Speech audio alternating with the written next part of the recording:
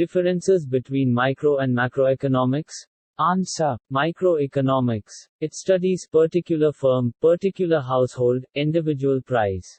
Macroeconomics. It studies national income not individual income, general price level not individual price. Following are the differences between micro and macroeconomics. Microeconomics. Macroeconomics. 1. It is derived from the Greek word mikros, which means small. 1. It is derived from the Greek word macros, which means large. 2. It studies the economy as individual unit. 2. It studies the economy as a whole. 3. It is known as price theory. 3. It is known as income and employment theory. 4. It is developed by Alfred Marshall. 4. It is developed by J. M. Keynes. 5. It studies individual income, individual prices. 5. It studies national income, instead of individual income, and general price level, instead of individual price. What is utility? Explain the types of utility. Utility means the capacity of goods and services to satisfy a human wants is known as utility. The utility of a commodity differs from person to person and place to place and time to time. Types of utility. The following utility are the different types of utilities. 1. Form utility, when utility is created by changing form of a commodity. It is called form utility. Example. Carpenter changed woods into furniture. 2. Place utility, this utility is created by changing the place of commodity. It is called place utility. Example. Sand on the seashore has less utility, but if it is transported to the market it gains more utility. 3. Time utility. This utility is created by storing a commodity for some period of time. It is called time utility. Example. New rice gets utility when the stored for some period of time. 4. Service utility. Services also have the capacity to satisfy human wants. Example. Service of teachers, lawyers and doctors etc. Therefore they are called as service utility. What is indifference curve? What are its assumptions? Answers. Indifference curve. An indifference curve can be defined as the locus of points each representing a different combination of two goods, which gives the same level of satisfaction. Assumptions. Following are the assumptions of the indifference curve analysis. 1. The consumer acts rationally so as to maximize satisfaction. 2. There are two goods X and Y. 3. The consumer possesses complete information about the prices of the goods in the market. 4. The prices of the two goods are given. 5. The consumer tastes, habits, preferences and income are constant. 6. He prefer more of X to less of Y. 7. Goods are divisible. 8. The consumer arranges the two goods in a scale of preference. 9. Both preference and indifference are transitive. Why a demand curve has a negative slope? Answer. Introduction. The demand curve, in case of normal goods, slopes downwards, to the right. The reasons for the downward slope of the demand curve are as follows. 1. New buyers. The fall in the price attracts the new buyers. When price falls, the buyers who were unable to buy it previously, now they begin to buy it. As a result, demand will increase. 2. Old buyers. The fall in the price leads to increase in the demand. As the price falls, old buyers will buy more. As a result, demand will increase.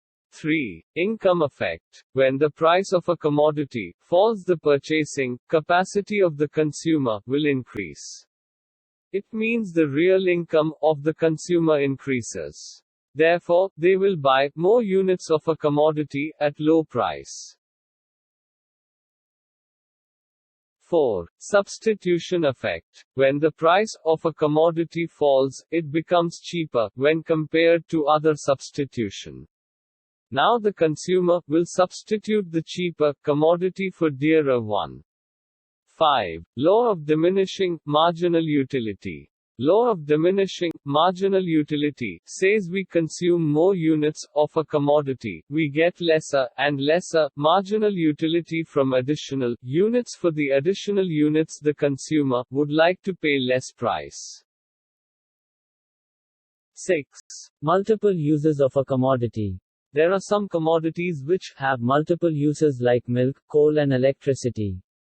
If the price of these commodities fall, there will be a greater demand for these goods. What are the internal economy of scale? Answer. Economies of large-scale production can be grouped into two headings: internal economies and external economies. Internal economies are those economies which accrue to the firm itself when it expands in production. 1. Technical economies. Large firm will have more resources. They can install machinery at low cost of production. Technical economies are of four types: A. Large-scale machines. B. Linking process. C. Superior techniques. D. Increased specialization. 2. Managerial economies. When scale of production increases, firm can benefit by specialization in managerial department. Each department is under the charge of an expert. A small firm lacks of specialization. 3. Marketing economies. As firm increases its scale of production, benefits accrue to it in marketing due to its large scale and sale. 4. Financial economies. A large firm is better known to financial institutions and stock markets. Thus, it has a better credit access and can borrow more.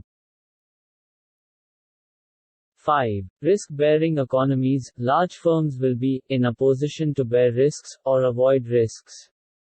As they have diversified markets, the loss of one market can be covered by the profit of other market. 6. Economies of research and development. Large firms invest more in research and development than small firms, which results in internal benefits to firms. Compare perfect competition and monopoly. Answer. Perfect competition. A perfect competitive market is one in which the number of buyers and sellers is very large. All engaged in buying and selling a homogeneous product without any restrictions. Hence there is absence of rivalry among the individual firms. Example, agricultural markets. Monopoly. Monopoly is said to exist when one firm is the sole producer of a product, which has no close substitutes. The comparison between perfect competition and monopoly. Perfect competition. Monopoly. 1. Large number of sellers and buyers. 1. Single seller and many buyers. 2. Free entry and free exit of firms. 2. No scope for entry and exit.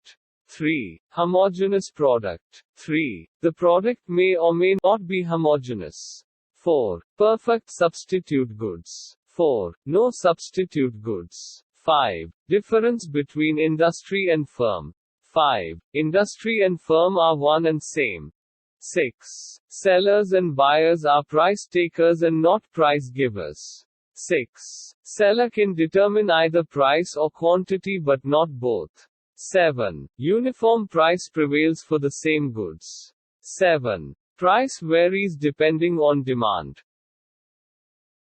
What are the factors that determine national income? National income. National income refers to the total value of all goods and services produced in a country in a year. Determinants factors of national income. National income is determined by the following factors. 1. Natural resources. The availability of natural resources in a country, its climatic conditions, geographical features, fertility of soil, etc. Influence the size of national income. 2. Quality and quantity of factors of production. The national income of a country is largely influenced by the quantity and quality of a country's stock of factors of production. 3. State of technology. Output and national income are influenced by the level of technical progress achieved by the country. Advanced techniques of production help in optimum utilization of a country's national resources. 4. Political will and stability. Political will and stability in a country help in a planned economics development and a faster growth of national income. 5. Capital. Capital is the key factor to determine national income. National income will be high in a country where the supply of capital is high. What are the source of public revenue? Introduction. Revenue received by the government from different sources is called public revenue.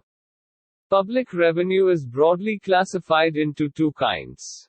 They are 1. Tax revenue. 2. Non-tax revenue.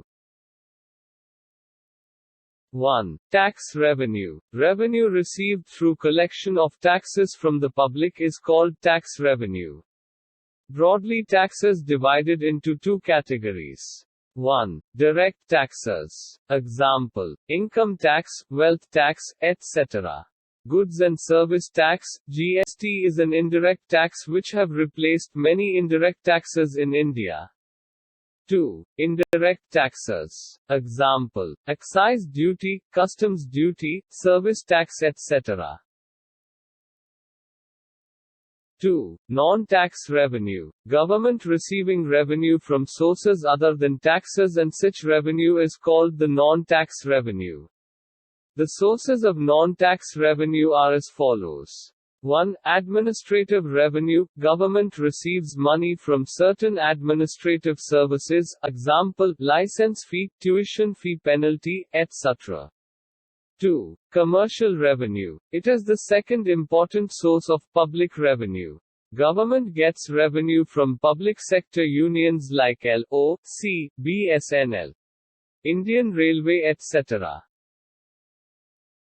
3. Loan and advances. Government receives loans from the financial institutions operating which in the country and from the public. 4. Grants in aid. Grants are amount received without any conditions of repayment. They are not repaid. State government receive grants from the central government. Point out the redemption methods of public debt. Answer. Introduction. When the expenditure of the government exceeds its revenue, it borrows from various sources. Such debts are known as public debt. Public debt is classified in two categories. 1. Internal debt. 2. External debt. Redemption of public debt. Repayment of public debt is called redemption of public debt. Following are the methods redemption of public debt. 1. Surplus budget. Surplus means having public revenue as excess of public expenditure.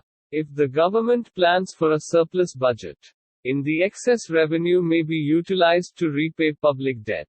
2. Refunding. In the method, the government sells new bonds and securities in the market, and the money thus raised is utilized for repayment of old debts. 3. Annuities. By this method, the government repays part of the public debt every year. Such annual payments are made regularly till the debt is completely cleared. 4. Sinking fund. By this method, the government creates a separate fund called sinking fund for the purpose of repaying public debts. 5. Conversion. Conversion means that the existing loans are changed into new loans before the date of their maturity. This will reduce the burden of interest. 6. Additional taxation. The government can levy new taxes and raise funds for the repayment of old debts.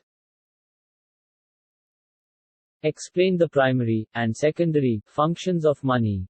Answer. Functions of money. The functions of money have been classified as Roman number 1, primary function, Roman number 2, secondary function, Roman number 3, contingent function, Roman number 1, primary functions. The primary functions of money are really the technical and important functions of money. They are two types. 1. Medium of exchange. The most important function of Money is to serve as medium of exchange, like buying and selling of goods. 2. Measure of value. Money serves as a measure of the value of goods and services. the value of various goods are expressed in terms of money. Roman number. 2. Secondary functions. Money has the following secondary functions.